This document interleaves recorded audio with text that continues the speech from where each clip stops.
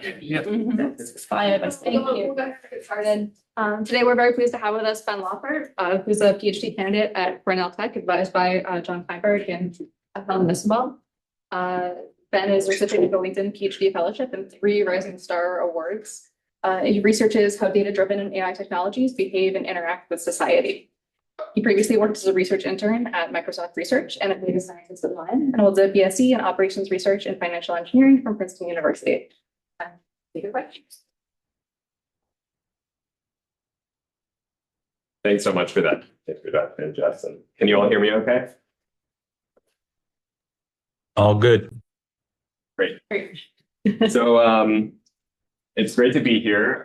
Thank you for having me. And I'm going to tell you a bit about my research on AI ecosystems. So I'm going to skip the slide where I talk about how AI is sort of increasingly pervading our everyday lives and interacting with society. And instead, where I want to start, and I'm sorry if it's a little hard to see, so just let me know if you have any questions. But where I want to start is that scholars have put forward a number of different metaphors for understanding these technologies. So Ted Chiang for the New Yorker had this piece where he compared the technology to a blurry JPEG of the web.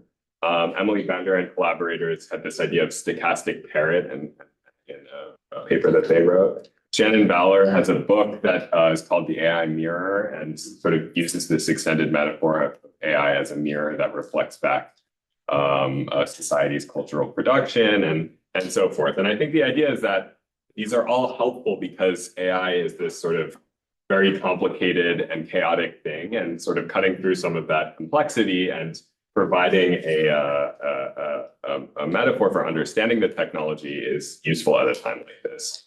And so I like this quote from John Rawls on the work of abstraction that I think is relevant. So he writes, "The work of abstraction is not gratuitous, not abstraction for abstraction's sake. Rather, it's a way of continuing public discussion when shared understandings of lesser generality have broken down.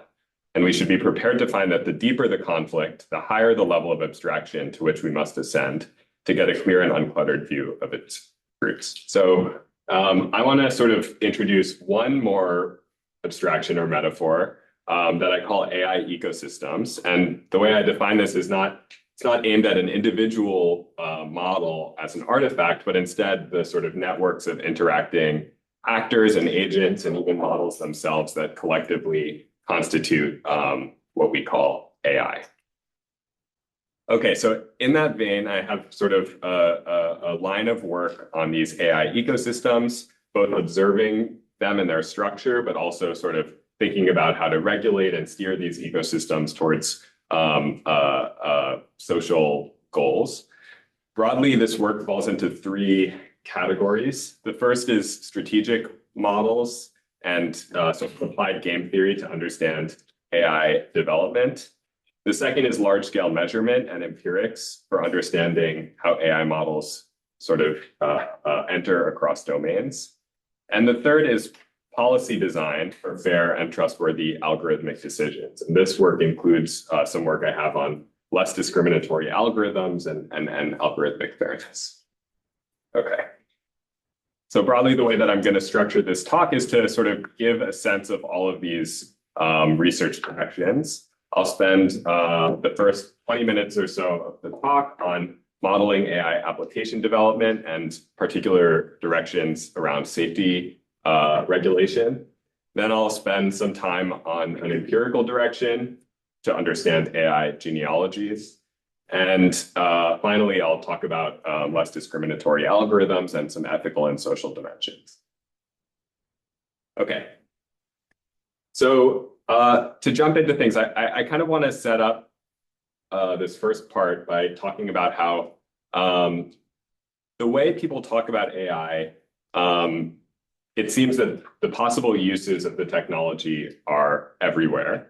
And so, you know, in dentistry and home renovations and copywriting, there are different ideas for how to use AI all over the place. And yeah, within a domain, it seems that some uses of the technology kind of intuitively make sense and others don't. And so in some sense, the kind of viability of the technology depends on some aspects of the particular context. And this idea that a technology has kind of transformative potential across sectors relates to a notion from growth economics, and the notion is general purpose technology. Broadly, and there's been recent work that sort of connects AI and large language models to this idea of general purpose technology. So there's a sort of neatly titled paper by Elondu and collaborators that's called GPTs are GPTs, where one of these acronyms is general purpose technology. And of course, when you have a technology of this sort that's possibly sort of adaptable across domains, there are important implications for regulation, for liability standards, and so forth. And even though the term comes to us from economics, you sort of have to hand it to computer scientists that many of the examples of these general purpose technologies from the past few decades are kind of infused with computing and computing concepts. So computers, 3D printing, digital marketplaces, all of these technologies kind of have a structure where they exist as a technology, but they also unlock capabilities that can maybe create value across sectors. Okay, and just to sort of drive this connection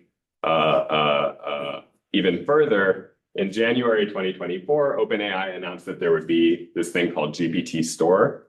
And there's this quote from Sam Altman that revenue sharing is important to us. We're going to pay people who build the most useful and most used GPTs a portion of our revenue. As of October, there still isn't a formal policy, but they've sort of updated the vision, and they now call it apps you can chat with. And they've created an apps SDK for third-party developers to kind of develop applications. So you might be chatting with ChatGPT, and suddenly a sort of like hotel booking application pops up or something like that. Okay, so if we're trying to understand this, this dynamic where a technology can sort of unlock a number of different capabilities on top of it, we can put forward some basic ingredients that might describe what's going on. So we could imagine that a generalist puts forward some technology with some capabilities that can be used across domains. And then one or more domain specialists adapt it to their particular use case. And these entities have different capabilities. So the generalist might have access to compute and engineering talent and so forth. And the domain specialist might have sort of specific knowledge or know-how. And already there's some interesting kind of incentive interactions that arise here. So the sort of specialist's interest in adopting the technology should depend on the generalist's investment. So if the generalist invests heavily, then the specialist is happier to sort of adopt the technology. But the generalist investment depends on which specialist will sort of be interested in using the technology. And things only get more complicated when there are multiple domain specialists because, domain specialist DI's interest in investing the technology depends on DJ's interest because both of them have some influence on the generalist. So there's all sorts of interactions that we can sort of reason about when we just put up a simple structure like this. And so the sort of questions guiding this initial model that we put forward were essentially these sort of questions about the interactions between incentives. So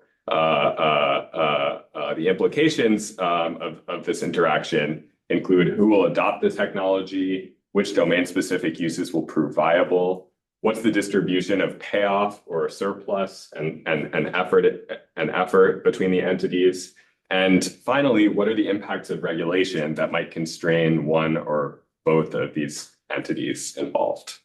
Question? Yes. Yeah, so how much of your analysis is specific to AI and how much of it is general about the development of supply chains? Yeah, so I think we can sort of go through other types of products and discuss like how relevant or not relevant the particular model is. I think one thing that's sort of interesting about the AI space and somewhat distinctive is that AI requires a great deal of resources. So unlike a technology that you can sort of staple onto, like many different use cases where you might not have a single entity. Well, chip fabrication would be another example. Right. So there are certain products or general purpose technologies where we really do have a strategic entity that's determining access, and others where it might be much easier to just have every domain specialist make their own version. And AI seems to be one of these technologies where there's an entity that has a strategic interest in sort of contracting it out. There are other sorts of like questions we can ask about the cost curves and revenue functions that are specific to AI, but that's just one. I think that, the model could be used somewhat more widely, but it's interesting to reason through, like differences between some of these general purpose technologies and figure out to what extent this model is sort of, broadly applicable or specific to AI. Yeah, I was just thinking there must be prior work on supply chains. Definitely. Yeah.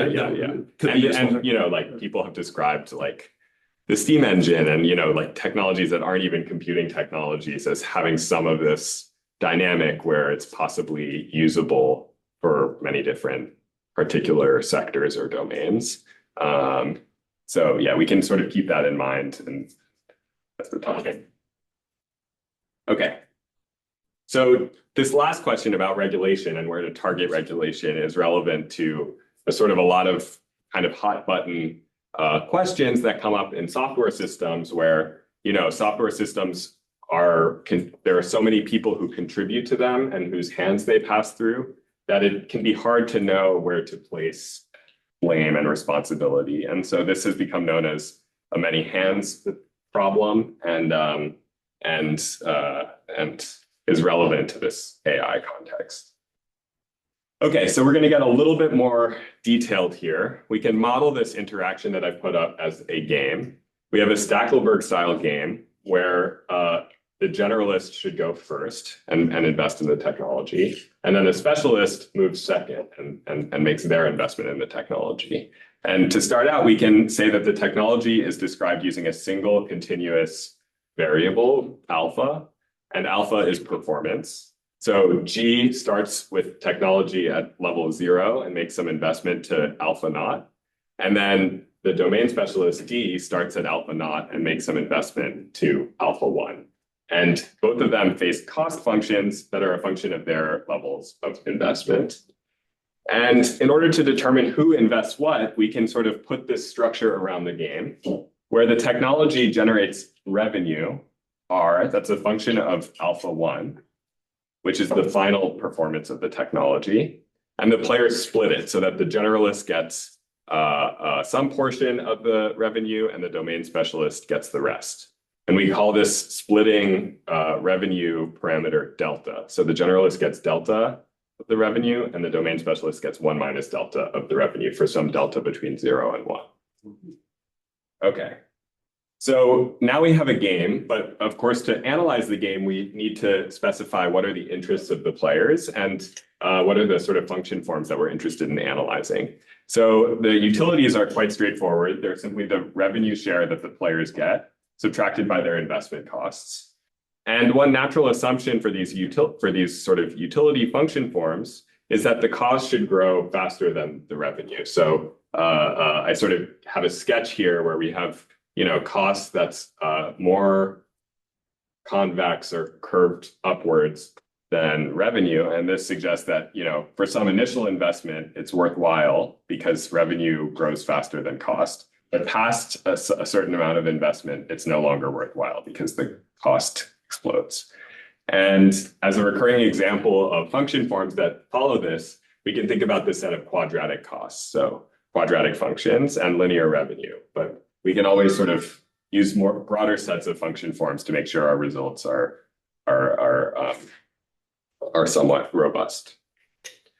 Okay, so analysis of games like this involve working backwards. So we can start at the last step, the domain specialist investment, and say at every alpha naught and delta, what will their best response be? And then we can pop back a step and say, given that we've solved and given that we can anticipate what the domain specialist best response is, the generalist can work out how they will invest as a function of delta. And so given the sort of solve strategies, we can sort of think about how the players would agree on a value of delta, the revenue sharing. And this we turn to a solution concept called bargaining solutions to sort of analyze.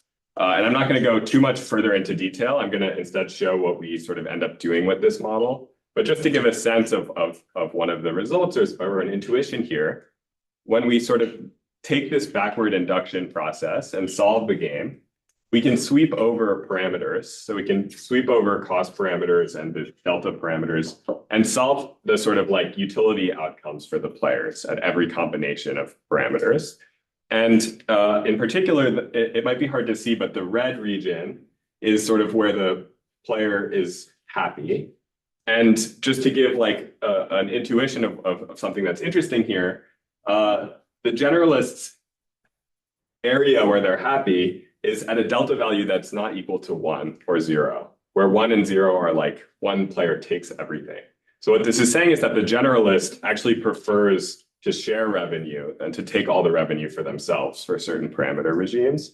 And the reason for that is they can incentivize effort from the domain specialists. So they get a smaller slice, but by incentivizing effort, they can make the pie bigger. And so they're willing to sort of share in order to get more payoff. And this might explain why someone like OpenAI says, oh, we're planning to share revenue with third-party developers. It also explains something like the Apple App Store, to talk about a different technology where Apple purposefully allows developers to develop their own apps that maybe Apple wouldn't have thought of themselves. And Apple just gets some cut of the revenue, and sort of third parties are able to make money off of this arrangement. Classic analogy would be like a franchise model, Kentucky Fried Chicken. Yeah. That's another great example. So there's all sorts of examples of contracts, contracting out like effort that pop up all over the place. So to give a sense of the broader program here, this was a paper we wrote a few years ago, and has sort of since led to work, a line of work on AI supply chains and foundations for AI supply chains. So on the left here, I've just put 3 examples of papers. I'm not an author on any of these papers, but they all explicitly build on this fine-tuning games model, where Zhu et al., a set of collaborators at University of Connecticut, create a version where there's a competing incumbent and entrant, and they ask how much should a provider publish if doing so could empower a new entrant. Zhang et al., a team of collaborators at Syracuse, look at this question of cloud versus on-premise. So should an LLM provider give a sort of on-premise or cloud access to users? And then finally, Taylor et al. From the Technion ask about data sharing. So if you have a firm like the New York Times, say, and they're a content generating firm, is it strategic to sort of share data with a generative AI developer? Now, the papers on the right are papers that I have worked on that all build on the papers on the left and this original fine-tuning model. One is on AI safety regulation, and I'm going to turn to this in a second, so I won't spend time on it here. The second is with Tori Q, a PhD student at Carnegie Mellon, and asks about AI openness. So the question here is, why would it ever be strategic for a provider to decide to open source an AI model? And relevant questions around regulation for openness. And then the sort of third direction that's also with Tori and some collaborators at Carnegie Mellon asks about operational strategy. So under a competitive landscape where there are 2 providers, how should these providers think about congestible resources like latency and utilization? And when is it worthwhile to sort of invest in buying more machines, for example, or sort of optimizing? Okay, so now I'm going to turn to this regulation question, and I want to set up what I'm calling the regulator's problem. So here I put 3 examples of AI regulation bills. The 2 on the left, the Colorado AI Act and EU AI Act, these have passed. They're They're not, I don't think they've taken effect yet, but they've passed. And the third one, California's SB 1047, was vetoed, so it did not pass. But the point, and you don't need to read the text, but the point I'm trying to put forward here is that each of these bills distinguishes between two entities. So they go by different names, but they might use developer versus deployer. They might use general purpose AI versus downstream modifier. But the point is that these entities are actually coming up in AI regulation. And there's some threshold to define whether a firm counts as a general purpose developer or a downstream deployer. And then there's sort of requirements attached to these different entities. So of course, using this idea that there are multiple entities, we can ask some natural questions that arise, which is, who should AI safety regulation target? Should it be targeted upstream? Should it be targeted downstream? Or maybe it should be targeted at some combination of both or neither? And this seems like a natural use of our model because these regulations are forward-looking. We don't have empirical observation about how they affect these different entities. But of course, the regulations have major impacts on incentives. So it would be good to reason about what incentives these kinds of requirements might create. Yes. Is a lab like OpenAI still upstream and downstream at the same time? So maybe there's some direct-to-consumer product that is part of these general providers.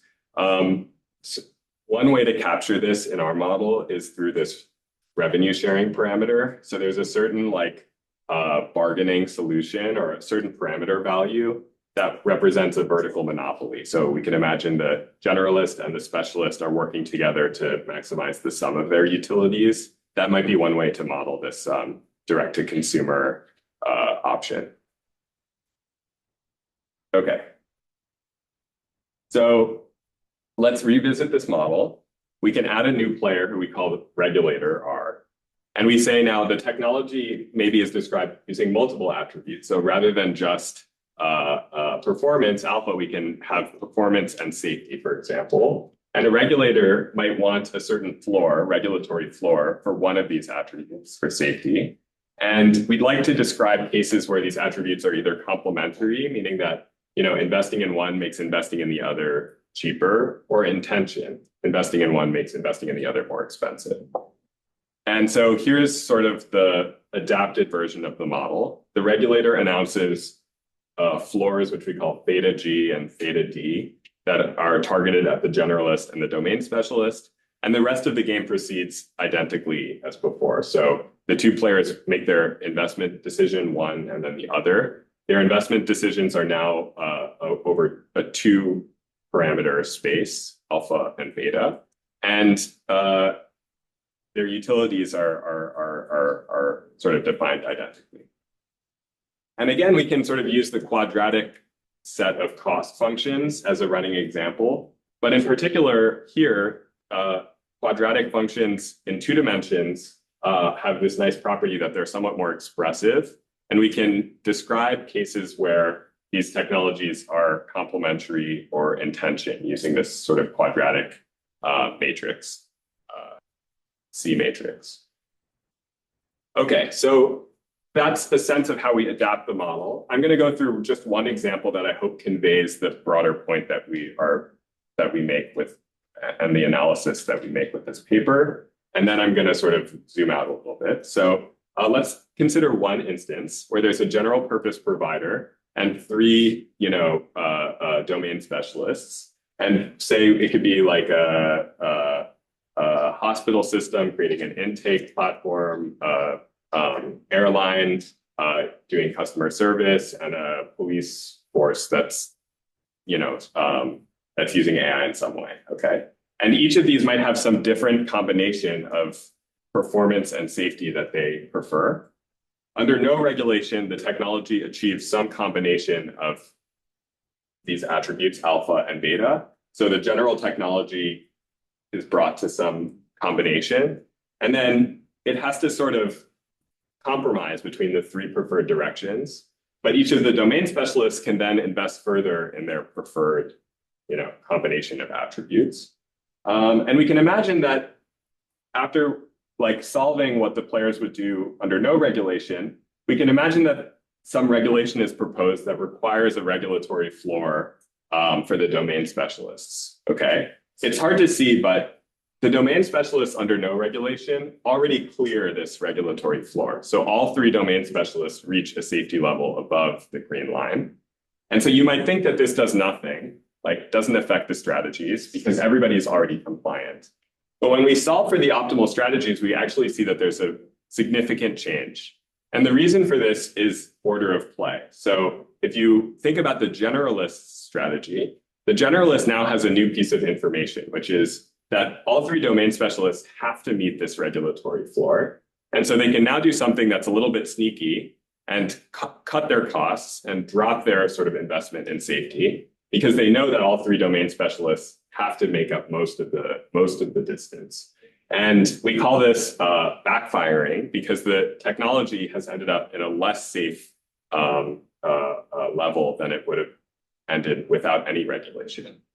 And so this is an interesting particular result, but how general is it? So we can define this phenomenon and see over all games, when does this occur? We can give a general characterization. So we say a fine-tuning game exhibits backfiring if and only if there exist regulatory safety thresholds for which the game yields lower safety than it would in the absence of regulation.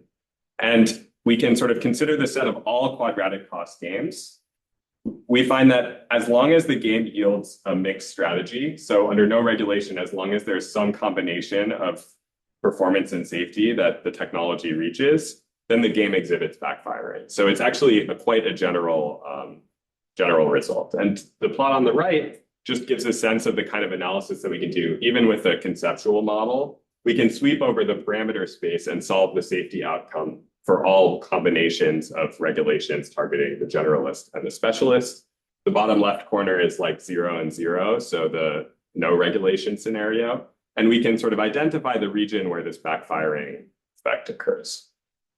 Okay, so now we can return to our single instance and ask, let's change our regulation strategy a bit and have some combination where the generalist has a minimum floor and the specialist has a minimum floor. And in particular, now this is binding regulation where it's above the sort of like amount of safety that they would reach absent regulation.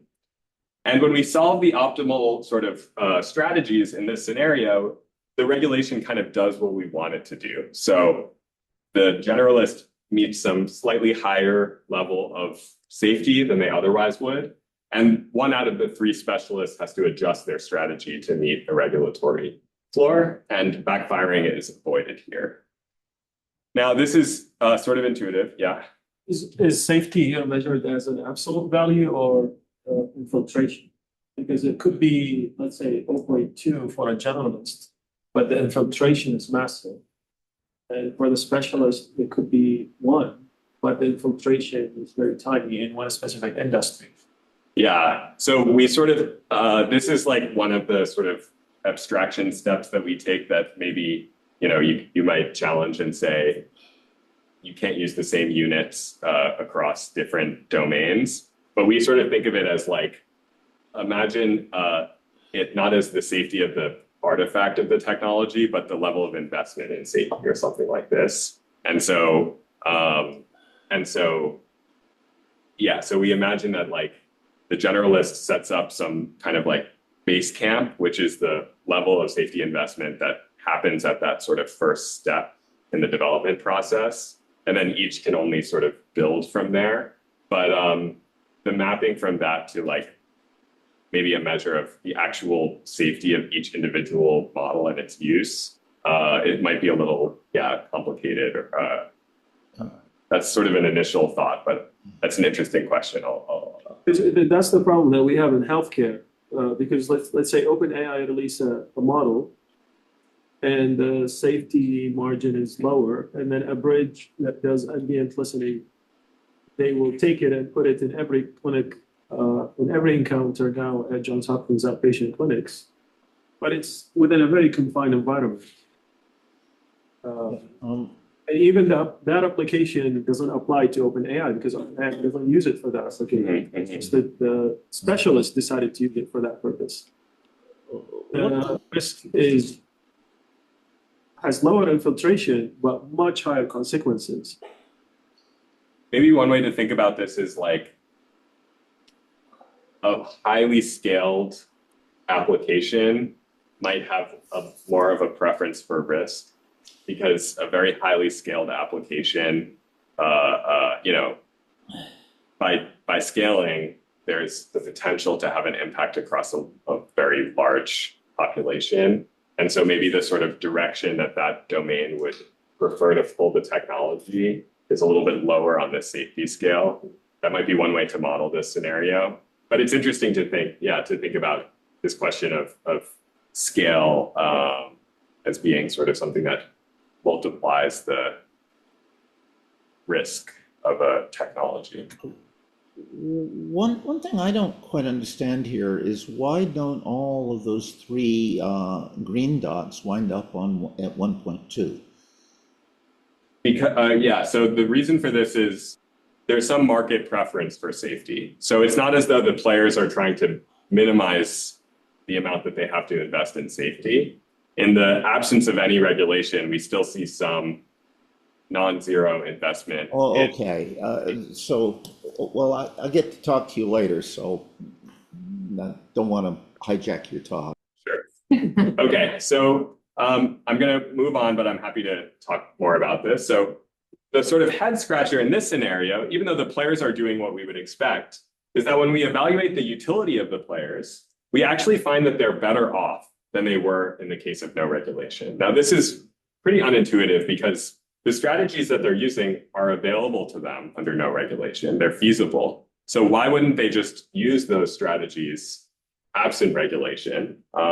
Because they're happier in this case than they would otherwise be. So this is the comment. I mean, well, yeah. So good, A plus. So I'll sort of answer this a little more deeply in a few slides. But first, I'm going to give the sort of general characterization of this result. So we call mutualism this exact sort of scenario where the players end up happier. So we say a fine-tuning game exhibits mutualism if and only if some regulatory safety thresholds Pareto improve players' utilities compared to the absence of regulation.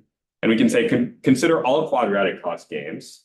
If the performance and safety are sufficiently separable, which means the magnitude of the cross term is bounded, then there's some regulatory regime that mutually improves both players' utilities. The point being, we can give a similar general characterization for this mutualism result. And as before, we can sweep over all the sort of combinations of regulation and map, where does backfiring occur and where does this mutualism? Okay, so now I'm going to talk about this head scratcher. So why do the players end up better off? And one way to think about this is from a protocol design perspective. So we can imagine that we have this game where one player goes first and the other goes second. And the revenue sharing agreement Delta was one way to kind of introduce a protocol that organizes their behavior.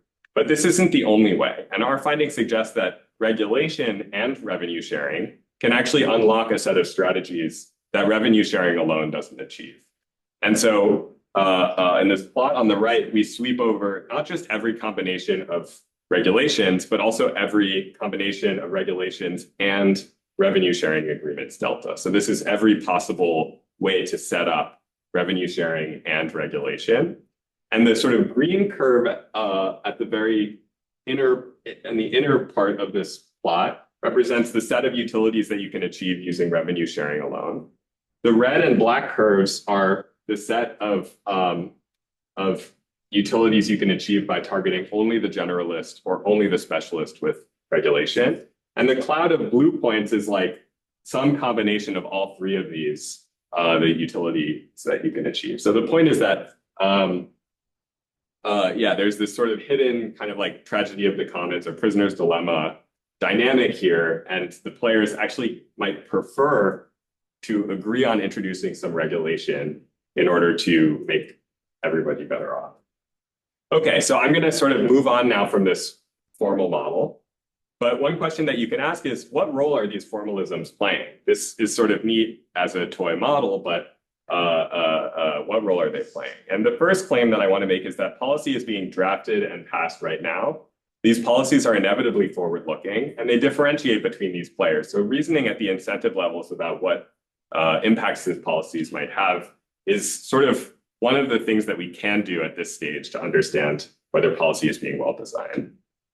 And the second broader claim I want to make is that formal models allow us to reason from incentives and develop theory and inspire empirics. So there's a long-standing tradition of scholars introducing these formal models, like Tragedy of the Commons or like Braze's paradox, which tells us that adding a road can actually make traffic worse, or Prisoner's Dilemma and so forth, that, give us these metaphors for reasoning about how complicated behaviors interact in the real world. Okay, let's say you're still not satisfied with this formal stuff. You might ask, can we observe these fine-tuning dynamics empirically? So we also had that same itch. We wanted to observe fine-tuning empirically. And one thing that's available to us is the open source AI ecosystem. So there are tons of open source AI models available on the web. Hugging Face is the leading open model host.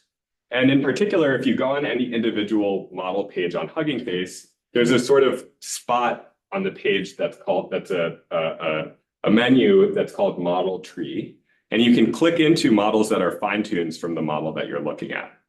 And so the question is, this suggests that there's some graph underneath Hugging Face representing these fine-tuning relationships. And we can ask, can these be scraped?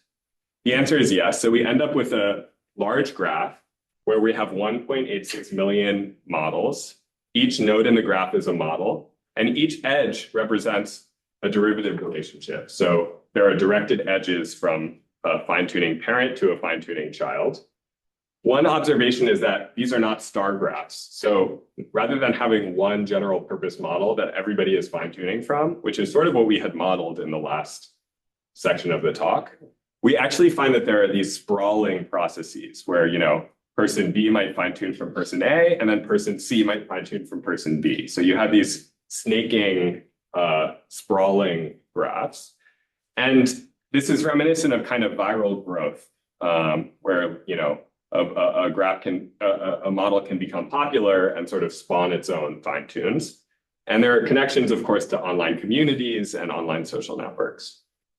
Now, on the left here, it's hard to see, but I've visualized the 2,500th, 250th, 50th, and 25th largest model trees on Hugging Face. And these are sort of complicated, tree networks.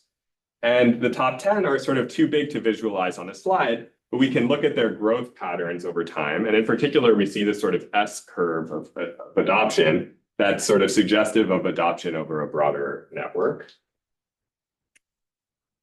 And one thing that we can ask is, let's take this sort of model family tree ecosystem metaphor as far as we can and see if it uncovers anything interesting in the analysis. So how different are fine-tunes from their parents? And what traits are inherited over a fine-tuning generation? And what traits are sort of random? So we don't just observe the shape of these graphs, but we observe a lot of data about each model. And one thing we observe is like the metadata. Another thing is model cards, so documentation. And we can also access other artifacts, for example, model weights and so forth. So what we have access to currently is a JSON string representing model attributes, so the metadata on the model. And this includes things like what libraries were used, what packages, who the authors are, what sort of modality, so is it a text generation or text to image or image classification model, and what languages are supported and so forth. And so one sort of cursory way we can understand how related two models are, or how related a fine-tune is from its parent, is to use like natural language processing tools to understand the semantic similarity in this data. So one approach is sort of the edit distance, how many characters change over a fine-tune in the metadata. And this is sort of like the most similar to almost like DNA, where you have snippets of semantic information that encodes traits, and you try to sort of understand what's being inherited. But we can also use things like TF, IDF, and bag of words, and BERT, and sort of other classic similarity approaches in semantic space. But anyway, we define the family resemblance by any two models as a metric representing the semantic distance between model artifacts. And these could be metadata or cards or weights, et cetera. And we can actually sort of estimate family resemblance. So one thing that we find is that the characteristic similarity between two models that are from the same model family is much higher than the characteristic similarity of two randomly selected models in our data set. And this is somewhat intuitive. It's very hard to see, but on the bottom here are like different sort of local family trees, tree structures representing the relationship between two models. So here's two randomly selected models, and the rest are sort of members of the same family. But one thing that isn't exactly intuitive is that if you had a sort of biological model where you have like asexual reproduction, so one parent to one child with random mutation, you would imagine that a parent-child pair is more similar to one another than two siblings, because to get between two siblings, you have to have a distance 2 of sort of mutations. You have to pop up to the parent and then back down to a sibling. But between a parent and a child, there's only one mutation. But what we find in the data is actually that siblings tend to be more similar to one another than either is to the parent. And although we don't see this as sort of a way of testing the fine-tuning games model, one thing to remember is that in our sort of example that we went through of the fine-tuning games, we had sort of implicitly assumed this, that, you know, there's some negligible amount of effort that each of the specialists is putting into the technology, bringing the fine-tuned technology to a space where, you know, everybody is closer to each other than they are to the parent. Because they're all specialized into the same domain. Or whether or not they are, like that's an empirical question in the Hugging Face case. Like you might have Meta's models specializing to many different domains. But characteristically over all of Hugging Face, we find this similarity result. Okay. And then again, hard to see, but we go beyond this sort of parent-child and sibling pairs to ask things like, are pairs of siblings more similar characteristically than pairs of cousins, or, you know, uncle, nephew, and so forth. And we consider every sort of local topology of size less than or equal to 4, and every pairwise relation within those local topologies. Now, this was a sort of cursory approach over all of the data that we observe, but we can also measure particular things over fine-tunes. So when we look at the length of the model cards, for example, we find documentation thins dramatically over each fine-tuning generation. We find common phrases in fine-tunes that suggest that the documentation becomes more boilerplate. So the model cards use terms like, this was automatically generated, or more information needed here. So documentation sort of degrades in quality. And then finally, we find that multilingual support in the general purpose base models often gives way to a single language compatibility. And overwhelmingly, that compatibility is English compatibility. Finally, we can sort of go back to this question of why would developers prefer to open their model and think about openness. And one way to analyze openness in this empirical setting is to look at the model's license. And we can sort of define the license as a categorical feature over the graph. So every model has one of like, I don't know, 25 licenses or so. And we can define an ordering over the licenses as follows. So we have a directed fine-tuning graph composed of nodes and edges. Each node represents a model, and each edge represents a fine-tuning relationship. And we say an ordering over a categorical feature L is compatible with the fine-tune from U to V if U's feature, L of U, precedes V's feature, L of V, in the ordering. So is it more common for, you know, a license of type A to mutate to type B, or the other way around? And we can ask which ordering has the highest compatibility with G. This is a sort of algorithmically hard question in general for graphs, but we find an overwhelming ordering. And in particular, what we found kind of surprised us. So again, I'll describe what it's probably very difficult to see here. So one thing about the licenses is that they're sort of the terms of use for a model. So they say things like developers cannot use this model for commercial purposes. And they almost always have a term that's something like all downstream derivatives of this model must have at least these terms in their license. So licenses can only get stricter. They can't get more relaxed. But when we look at the sort of ordering that we solve over the licenses, we find that this is actually violated, that the models that are sort of upstream have these commercial licenses that have lengthy terms that lawyers have worked on, and that the downstream sort of fine-tunes of these models often will use Creative Commons or something like that. So relaxing the sort of upstream terms. And this is in strict violation often of the upstream terms. So this was an interesting kind of finding to come out of this analysis. Okay, so now I'll zoom out a little bit. So we got some interesting traction. We had coverage in Wired, and the paper is currently under review at PNAS. I think I forgot to mention that our other paper on AI, targeting AI safety regulation, is also both are under revision at PNAS. And one thing that was kind of neat is that we posted on social media about this project. And we got some engagement, including from the CEO of Hugging Face, who got super into it and retweeted it and screenshotted from the paper and sort of geeked out about it. And when he did that, all these people came out of the woodwork. So this is somebody named Wissam who said, surprised to see our Arabic BERT model from 4 years ago as the top 10 most fine-tuned model on Hugging Face. It now has 9 million total downloads with 600K monthly, et cetera. And then fun fact, it cost us only $10 for collab. I asked Google for access to compute from a random Gmail address, and they actually gave it to us. I was up all night for multiple nights, just getting the model out and so forth. So you have this sort of casual ecosystem emerging that's kind of reminiscent of these early communities where people are finding each other and enabling massive downstream innovation by, for example, taking a model and fine-tuning it to a native language or something like that.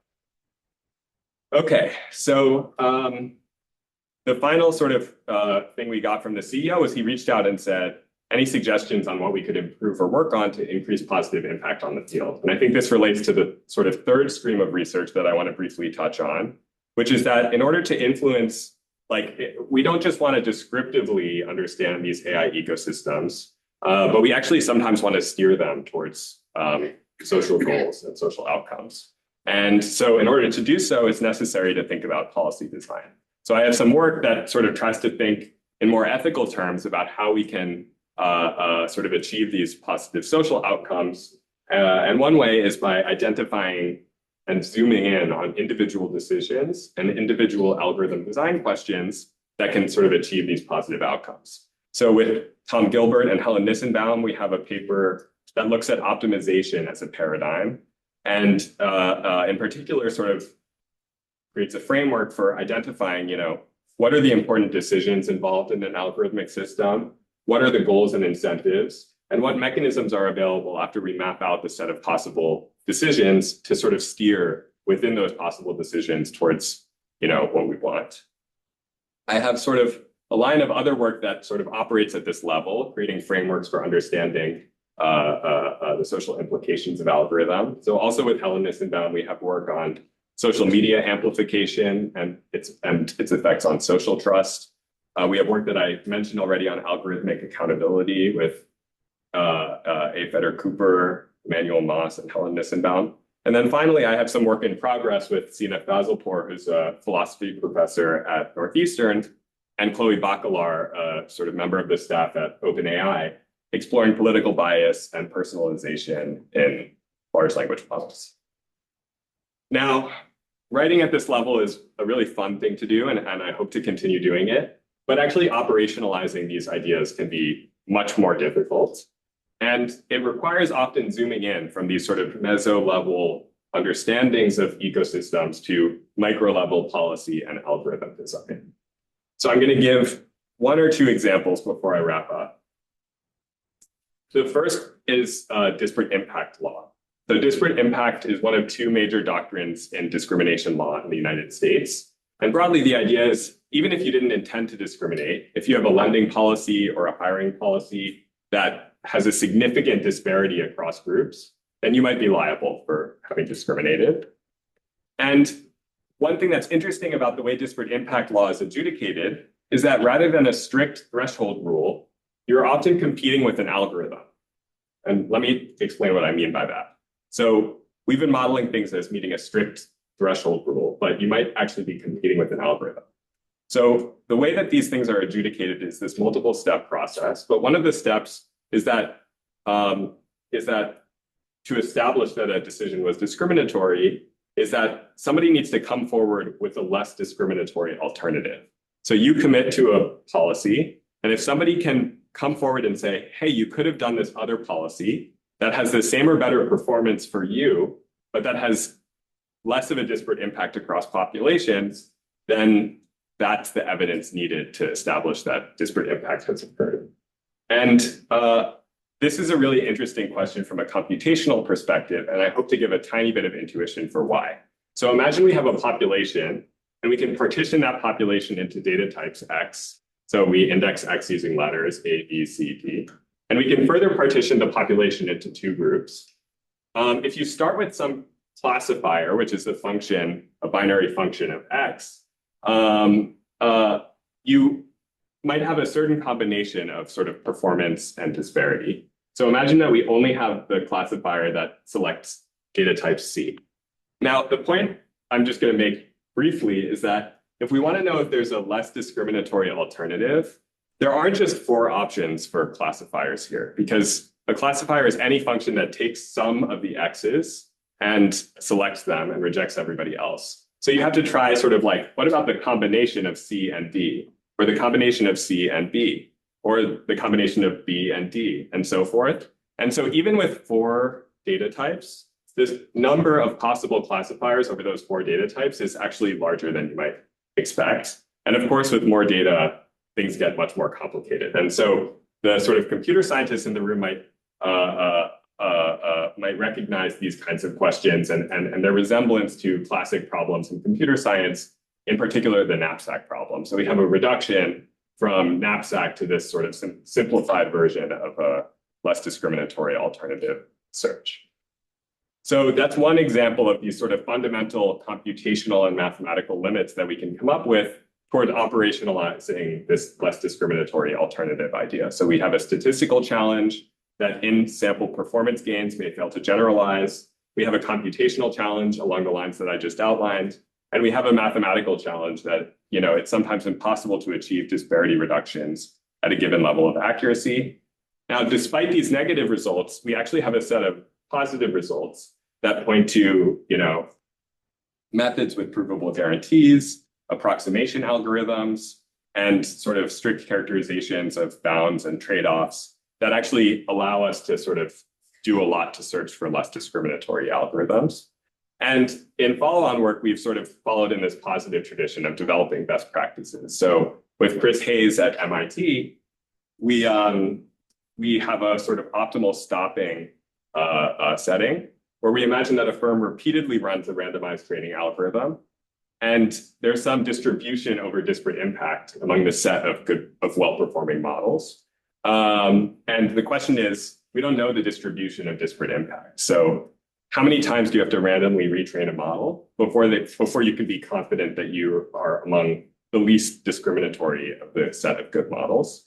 And this is sort of reminiscent of the so-called secretary problem in computing, except that in that problem, you can only take the last observation that you saw. So, okay. And this optimal stopping and work sort of relates to some more recent directions in language modeling and generative AI, where sort of operationalizing responsible AI often bumps up against this question of when do we stop? So after how many training iterations, after how many sort of steps of RLHF, or after how many prompts, can we get a sense of this sort of distribution over outputs? And in particular, if you have some stateful representation of a rule, we can sort of see how often the model is following these guardrails. Okay, so now I'm going to zoom out. I hope I've given a sense of this research program on AI ecosystems aimed at sort of fundamental behaviors in AI development. I'm particularly interested in cases where differences in capabilities yield differences in contributions, and dynamics can be, cooperative or competitive or even altruistic or combative. And protocol for regulation and for steering these ecosystems impact things at the level of incentives. I hope I've also convinced you all that computational approaches are needed to understand these interactions and to observe large-scale diffusion pathways and so forth. And this leads me to the sort of future vision. So I see work along three major axes: foundations, measurement and inference, and finally interventions and best practices. And I would love to sort of build a group that tries to sort of push the envelope along each of these. So developing game-theoretic foundations, doing large-scale measurement, and finally designing and analyzing and writing about best practices that might, impact policy or require some sort of partnerships with outside organizations, either in industry or in government. And yeah, I'm happy to answer any questions about these or any of the work that I just talked about. I finally just want to thank, all of my collaborators who helped me get here. I've had the amazing pleasure of working with a phenomenal group of both professors and students. And so thank you so much, and thank you for listening.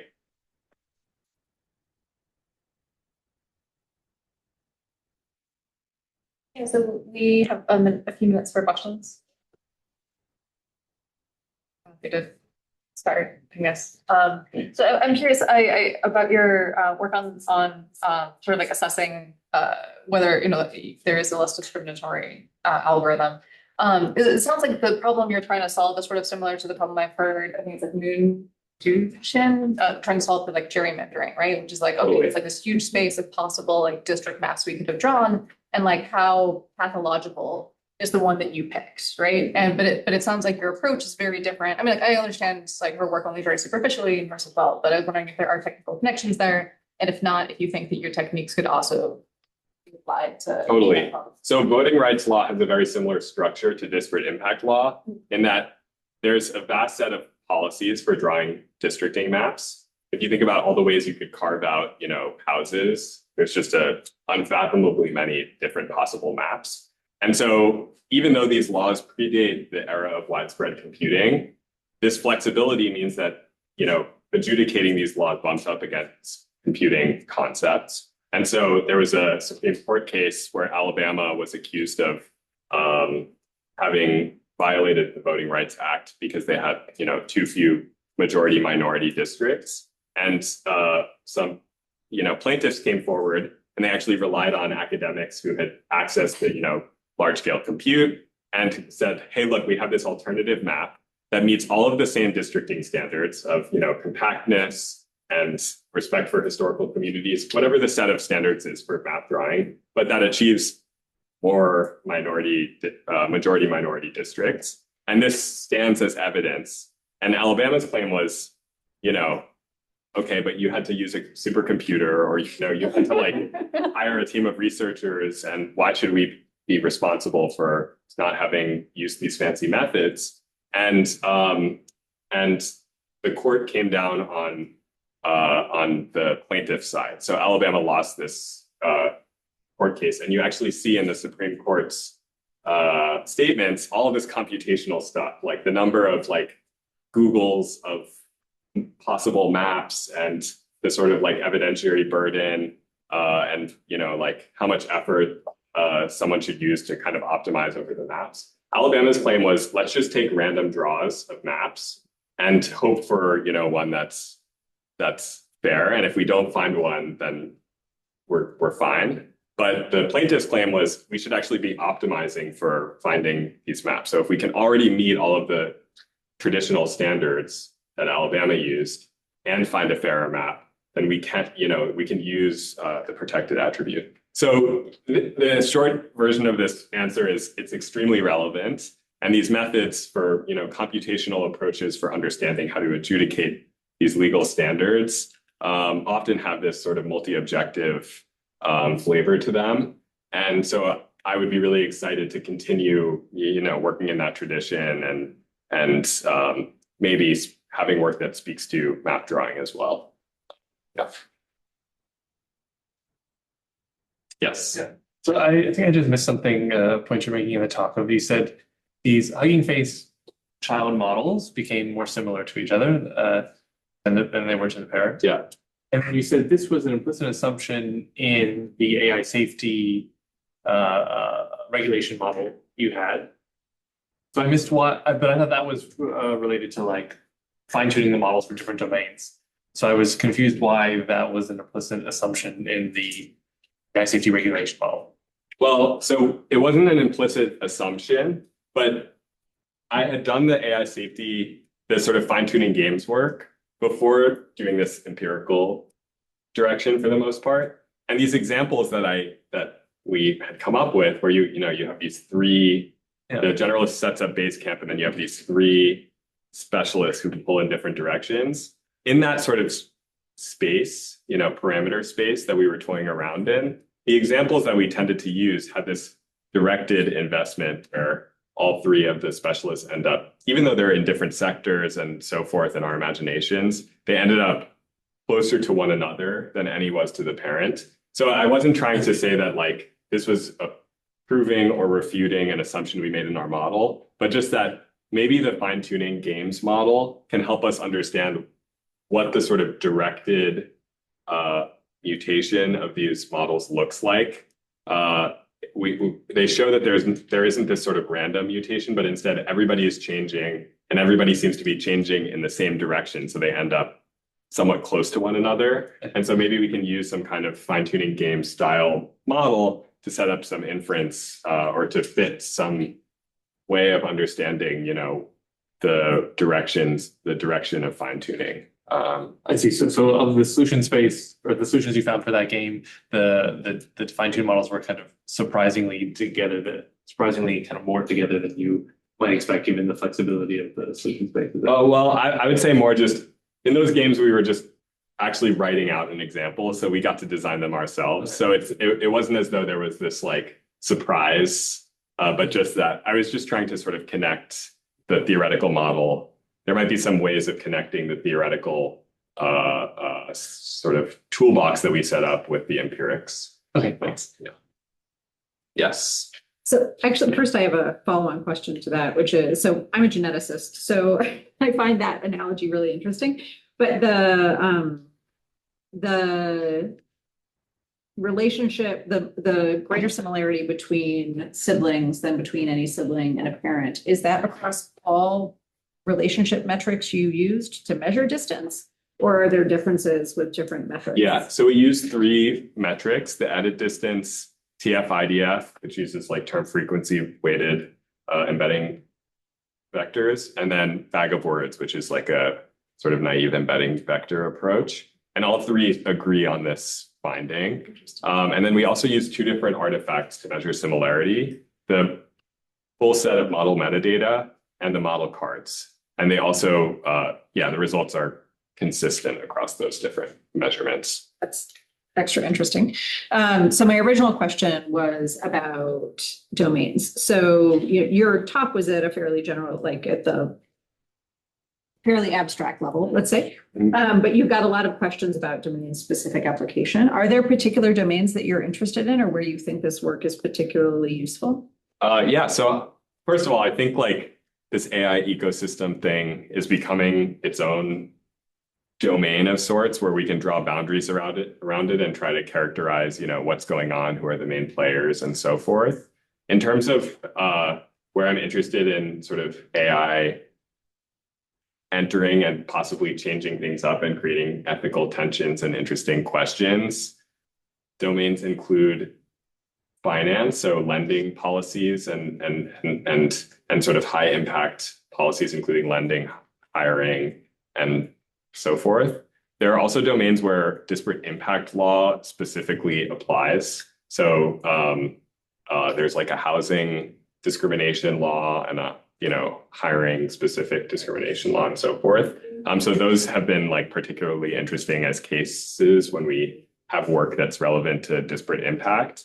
And then finally, I think like I've always been interested in municipal government and governing like urban, like city government kind of things. I didn't present work on that, but yeah, I've always had this interest in kind of can algorithms take advantage of, data that's routinely collected by local governments and improve operations in some way. And so it could be cool, like, in starting up a lab to sort of take advantage of some of the open data projects and use that as a domain as well. Yeah, there's a part of the School of Public Health, we're meeting later, so I can tell you more, but there's a unit within the School of Public Health that has already sort of a working group of city government folks using AI. Cool. I mean, in Baltimore or multiple cities? Multiple cities across the country, yeah. Yeah. And I think Johns Hopkins is also obviously an amazing place to do medicine and medical related applications. And while I haven't focused on that so much so far, that is always, seems like it would be a really cool thing to take advantage of. Yeah. Jillian has a question. I do. Thanks. Hi, Ben. Thanks for a great talk. I wonder if you could dig in on the Hugging Face data a little bit more for me. So you presented a model that was about commercial production and competition between, this strategic relationship. So I'm just curious about the families. Did you look at, are these commercial providers, like who's putting models up there and how many of them are thinking about commercial incentives in that process and so on? Yeah, really interesting question. I think one thing that's maybe not exactly well matched between the fine-tuning games and the open source empirics is that open source is just a piece, and the piece of the general AI ecosystem that's open source is actually less, I would say generally a little less fixated on value creation and these sort of economic incentives, because, there's this long tradition of scholars writing about peer production and these online communities that find each other and with seemingly no profit motive, invest a tremendous amount of effort to sort of contribute to the community. And so I think you see a lot of that on the Hugging Face, like in our empirics on Hugging Face, where these people create Arabic BERT or so forth without any, clear profit motive. However, I think a lot of downstream models are being used in industry settings for, commercial applications. So one of the most popular models on Hugging Face is a model that tries to identify whether there's explicit content in an image. And this has ended up being used by many, many companies like internet, media companies and so forth as sort of like a standard model that they introduced to sort of make sure that the content is safe and compliant. And so you do have these scenarios where even if a model wasn't created with the profit motive, it gets introduced very widely downstream, which introduces all sorts of interesting security questions that we've come across in the open source software setting. I think that there's a whole side of this, which is the closed models and the commercial sort of uses for those that, if anyone has ideas for how to study those empirically, I think that would be an amazing direction to take this. But yeah, those are my sort of preliminary unstructured thoughts, but it would be cool to measure directly like which of these uses are commercial uses and which are not. And some of the licenses say no commercial use. So I'm sure some of those licenses still spawn models that end up being used commercially. So yeah. For sure. Yeah. Yeah. And I can't quite see in the room, but if nobody else has, I have a follow-up if nobody else has a question yet. Are we good? Good for another quick one? So I'm also just wondering about the connection again between like the first part of the talk on the strategic incentives between developers and specialists and the open models. And because you were looking there at safety and regulation And so, of course, that's a big question in the open source context. You kind of just referred to it in your previous answer. So just curious about your thoughts on sort of the, like, you can't set those regulatory floors, or can you with the open models? Okay. I mean, the open source community, there might be different sort of affordances or different like ways that people might be able to influence behavior. But for example, the CEO of Hugging Face asking, what should we do? What should we change? There are a number of ways that Hugging Face as a platform can actually highly control behavior. Now, the question is, do we want that? And to what extent do we want Hugging Face to crack down on these model violations? I'm not sure that that's what we want, because then you have well-resourced players like Meta and Google who post models being much more advantaged or having much more of an influence on the ecosystem than these sort of more casual developers who might not know to write out all these lengthy terms and whatnot. And so, but I do think that there are many opportunities for regulation, either by the platform or, to the extent that the platform is measuring all these attributes about documentation and uses and so forth, that then becomes, the platform then offers a legibility on what's going on that regulators can use to figure out what requirements they want to draft up about how open models are being used. Great. Thanks.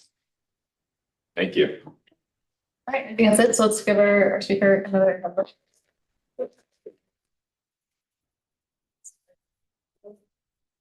I get to give you lunch. So. Thanks very much. We're meeting later. I'm Jason. Great to meet you. Thanks for all your questions. Yeah, that's right. It's always more fun when they're interactive, as we all learned while teaching. Right? Talk